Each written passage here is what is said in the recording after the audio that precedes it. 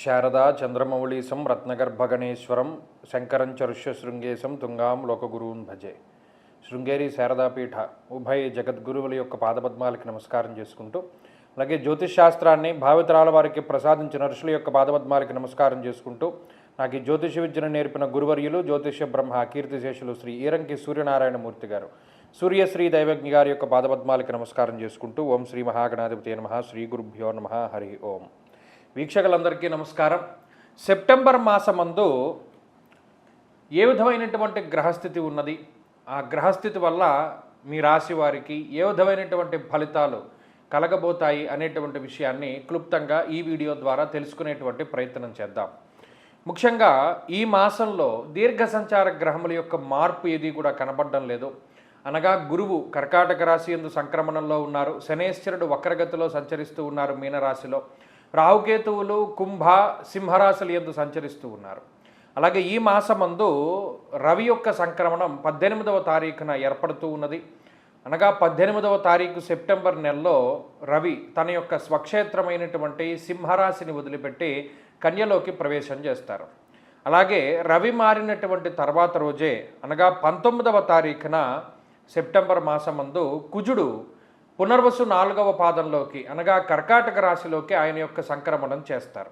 ఈ రెండు గ్రహాలు కూడా, ఎందుకంటే ఆదిగతౌ ఫలదౌ రవి భౌమౌ అన్నారు, అంటే రవి కుజులు ఇద్దరు కూడా చాలా విశేషమైనటువంటి ప్రభావాన్ని మారిన వెంటనే ఇచ్చేటువంటి గ్రహాలుగా మనం చెప్పుకోవచ్చును. మరి అలా ఉన్నప్పుడు ఈ రెండు గ్రహాల తాలూకు ప్రభావము, అలాగే శుక్రబుధులు ఈ మాసం మొత్తము కూడా, బుధుడేమో కన్యారాశి యందు ముఖ్యంగా, శుక్రుడేమో తులారాశి యందు, ఈ రెండు గ్రహాలు రెండు రాశుల యందు, అటు బుధుడు తన యొక్క ఉచ్చక్షేత్రమందు, శుక్రుడు తన యొక్క స్వక్షేత్రమందు సంచరించబోతూ ఉన్నారు. అలాగే ప్రధానంగా ఇది ఉన్నటువంటి గ్రహస్థితి. ఈ మాసంలో మనకి అనగా భారతదేశానికి కనబడేటువంటి ఏ విధమైనటువంటి గ్రహణాలు కూడా లేవు. ఈ విషయాన్ని కూడా ప్రధానంగా దృష్టిలో పెట్టుకోవాలి. ఈ విధంగా ఉండగా గ్రహస్థితి, మరి మీ రాశికి ఈ గ్రహస్థితి ఏ విధమైనటువంటి ఫలితాన్ని ఇస్తూ ఉందో మనం తెలుసుకుందాం. సెప్టెంబర్ మాసంలో మకర రాశి వారి యొక్క స్థితిగతులు మధ్యస్థంగానే గోచరిస్తూ ఉన్నాయి. కారణం, ఇందులో ప్రతికూలించేటువంటి గ్రహాల యొక్క సంఖ్య తగ్గుతూ ఉన్నది, అలాగే అనుకూలించే గ్రహాల యొక్క సంఖ్య తగ్గుతూ ఉన్నది. ఇది గమనించండి. అయితే ప్రతికూలించే గ్రహాల సంఖ్య తగ్గి అనుకూలించే గ్రహాల సంఖ్య పెరగాలి, కానీ ఇక్కడ రెండు తగ్గుతూ ఉన్నాయి. కాబట్టి ఇది మధ్యస్థము. అంటే అటు షష్ఠ స్థానం ముందు కుజుడు యోగిస్తూ ఉన్నారు, 18, 19 తారీఖుల వరకు యోగిస్తారు. ఆ తర్వాత ఆయన అనుకూలత తగ్గుతుంది. అయితే అప్పటి వరకు మరి అష్టమంలో రవి ప్రతికూలంగా ఉన్నారు, మరి ఆయన ప్రతికూలత కూడా తగ్గుతూ ఉంటుంది. కాబట్టి ఇక్కడ మిగతా గ్రహాలన్నీ అదే మాదిరిగా కొనసాగుతూ ఉన్నాయి. శుక్రబుధుల వల్ల అంత ప్రయోజనం కానీ అంత నష్టం కానీ ఏది కూడా ఈ రాశి వారికి లేదు.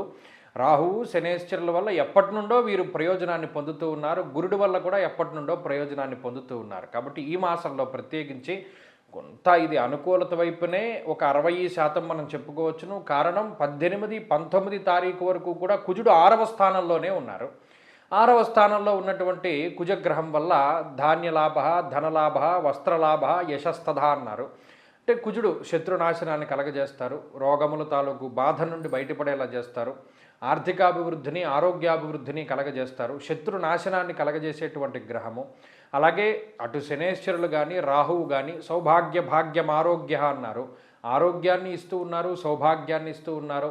అలాగే తృతీయమందు ఉండేటువంటి శనేశ్వరులు కూడా అటు మీ సొంత ప్రాంతాల్లో ఇల్లు కట్టుకోవడానికి, లేదా ఏదైనా వ్యాపారాభివృద్ధికి, లేదా ఏదైనా ఉద్యోగాభివృద్ధికి, ఇటువంటి వాటన్నిటికీ కూడా శనేశ్వరుడు మీకు అనుకూలంగానే ఉన్నారు.